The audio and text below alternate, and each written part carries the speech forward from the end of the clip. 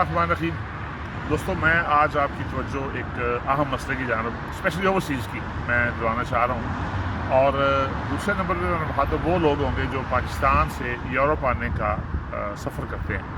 آپ کو شاید پتہ ہو کہ جیلم کے ایک نوائی گاؤں ہے خرد، چٹالہ اور خرد ساتھ ساتھ ہیں۔ وہاں کے 5-6 بچے جو ہیں وہ سفر کر رہے تھے پاکستان سے ایران، اور ایران سے ترکی، پھر آگے یورپ آنا تھا۔ راستے میں ان کو کردوں نے اغوا کر لی ہے۔ اب کردوں کے ساتھ ساتھ آپ کو پتہ ہے اس میں افغانی بھی شامل ہوتے ہیں۔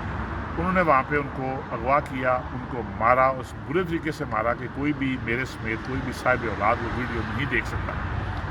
ان کو مار کے ان کو اب 18 لاکھ روپے کا ان سے تاوان کا مطالبہ کیا جا رہا ہے۔ میری اس ویڈیو کے تھرو میں سمجھتا ہوں کہ سب دوستوں کو اس کے ساتھ میری آواز ملنی چاہیے۔ چودھری فواد اس وقت ہمارے علاقے سے، ہمارے جیلم سے ہے کہ اس معاملے پہ فوراً نوٹس لیں اور ان کی داد رسی کی جائے۔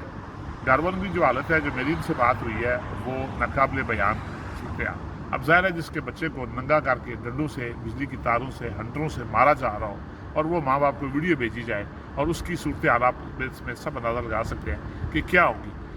اب جو دکھ کی بات یہ ہے کہ بہت سارے لوگوں کو جب میں نے ویڈیو سوشل میڈیا پہ میں نے یہ پوسٹ شیئر کی اور دوستوں کو میں نے کہا، اور کچھ لوگوں نے اس پہ کمنٹس کیے جی انہوں نے سفر کیا ہی کیوں ہے۔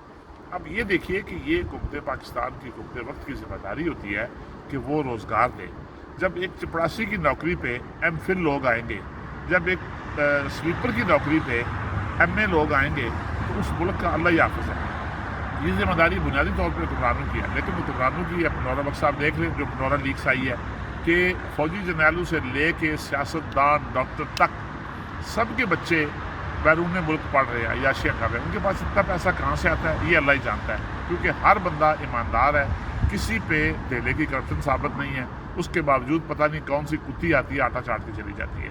میرا اس پہ اعتراض میں نہیں کر رہا، اللہ تعالیٰ ان کو عمر شریف کو جنت نصیب کرے، لیکن ایک عمر شریف پہ کروڑوں روپیہ گورنمنٹ نے لگا دیا۔ پاکستان کا وہ اثاثہ تھا، سارا کچھ ٹھیک تھا، لیکن جب پرائرٹی کی بات کی جائے، کسی نے یہ نہیں سوچا کہ تھر میں معصوم بچے، باپ نے 3 بچے اپنے کنویں میں پھینک دیے، اس کے بعد خود بھی چھلانگ لگا دی، بھوک کیا تو مجبور ہو کے۔ اس لیے کوئی بھی کمنٹ کرنے سے پہلے سوچا کرے۔